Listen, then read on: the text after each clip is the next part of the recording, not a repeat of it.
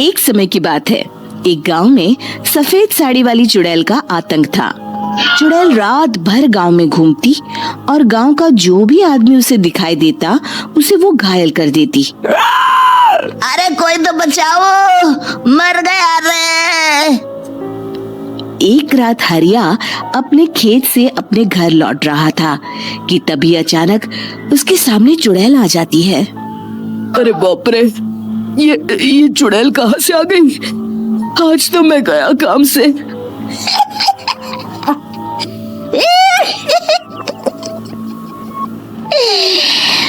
आज मुझे मेरा शिकार मिल गया। अरे चुड़ैल दीदी, मुझे छोड़ दो। जैसे ही चुड़ैल हरिया की तरफ बढ़ती है, हरिया वहाँ से भाग जाता है और अपने घर के दरवाजे पे पहुँचता है। अरे भगवान, जल्दी से दरवाजा खोलो, मेरे पीछे चुड़ैल पड़ी है। हरिया की पत्नी जल्दी से दरवाजा खोल देती है। अरे आप इतना हाफ क्यों रहे हैं? अरे मेरे पीछे चुड़ैल पड़ी है, आज तो मैं बाल बाल बच गया। जल्दी से सभी दरवाजे और सभी खिड़कियों को बंद करके बत्ती बुझा दो। तभी चुड़ैल हरिया के घर के पास पहुंच जाती है। अरे वो आदमी कहाँ गायब हो गया? मैं भी देखती हूँ आखिर कब तक बचेगा। मैं अपने शिकार को इतनी आसानी से नहीं छोड़ती। इतना कहकर चुड़ैल वहाँ से चली जाती है। वहीं दूसरी तरफ हरिया और उसकी पत्नी दोनों अपने घर की खिड़की से ये सब देख रहे होते हैं। अरे बाप रे, ये तो बड़ी डरावनी चुड़ैल थी। अगले दिन ये बात आग की तरह पूरे गांव में फैल जाती है और धीरे धीरे लोग चुड़ैल के डर के मारे शाम होते ही अपने घरों से बाहर निकलना बंद कर देते हैं। कुछ दिनों के बाद भाई, मैंने तो इस चुड़ैल के डर के मारे रात को अपने खेतों को पानी देना बंद कर दिया है।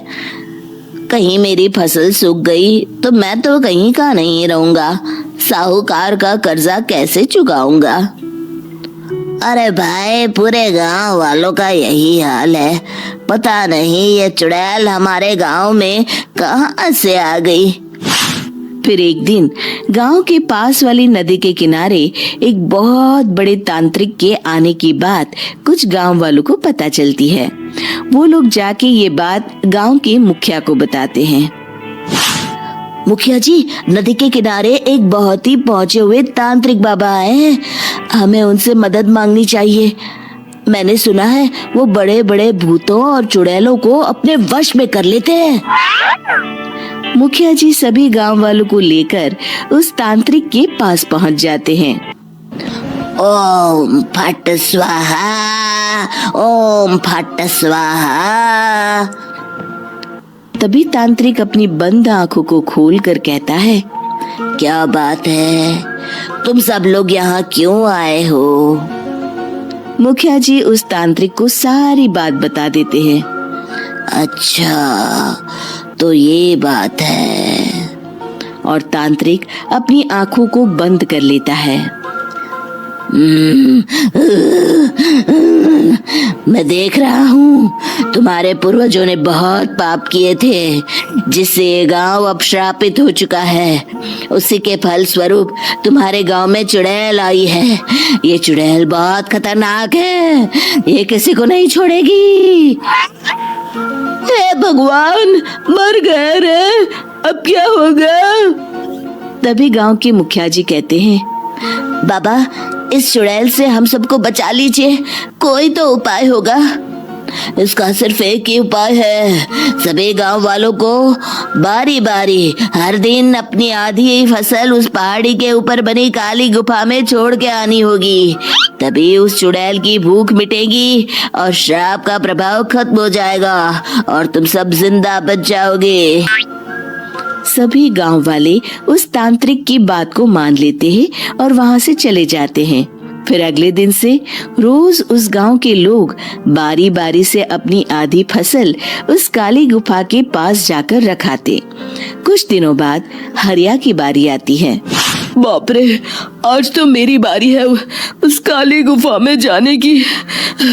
क्या करूं, वो तो बड़ी खतरनाक चुड़ैल है। मेरे तो हाथ पैर कांप रहे हैं। फिर हरिया डरते डरते अनाज की बोरियां अपनी बैलगाड़ी में लाद देता है। तभी हरिया की पत्नी उससे कहती है, देखो जी, संभल के जाना और किसी भी हालत में शाम होने से पहले वापस आ जाना। उस चुड़ैल का कोई भरोसा नहीं है जी। हरिया बैलगाड़ी में बैठते हुए कहता है, भगवान, मैं क्या वापस आऊंगा? लगता है अब तो मेरी खबर ही आएगी। इतना कहकर हरिया वहां से चला जाता है। रास्ते में जंगल से गुजरते हुए हरिया की बैलगाड़ी का एक चक्का बड़े गड्ढे में फंस जाता है। हे भगवान, अब ये क्या मुसीबत है?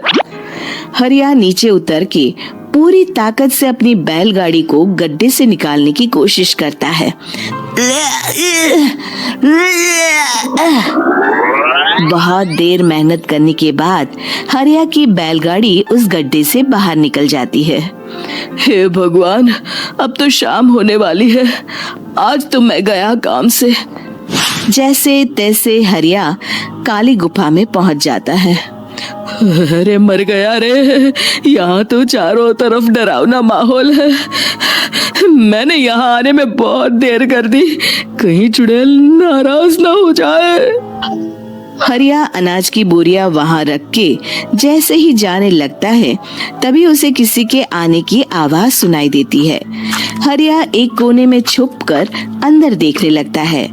चुड़ैल वहां आती है और फिर अपने चेहरे से नकली चुड़ैल का मुखौटा निकाल देती है। हरिया ये देख के हक्का बक्का रह जाता है। तभी चुड़ैल कहती है, भैया यहाँ आना, आज तो बहुत अनाज आया है। इसे मिलाकर अब हमारे पास ढेर सारा अनाज जमा हो गया है।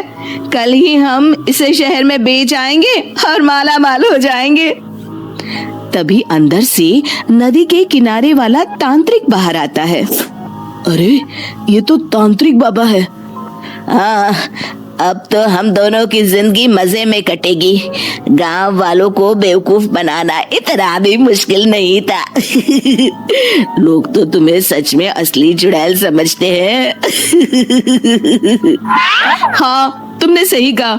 अब ये गांव वाले चुड़ैल के डर से जिंदगी भर इस काली गुफा में अनाज पहुंचाते रहेंगे।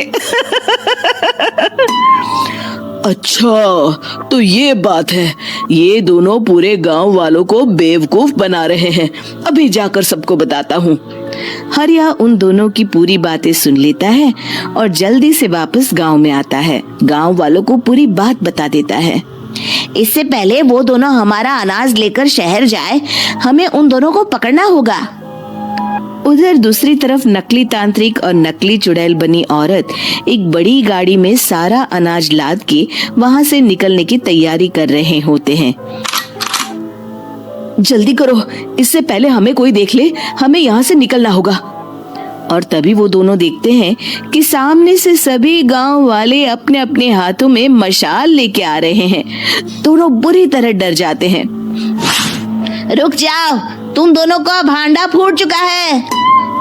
अरे मर गए रे, ये गांव वाले कहाँ से आ गए?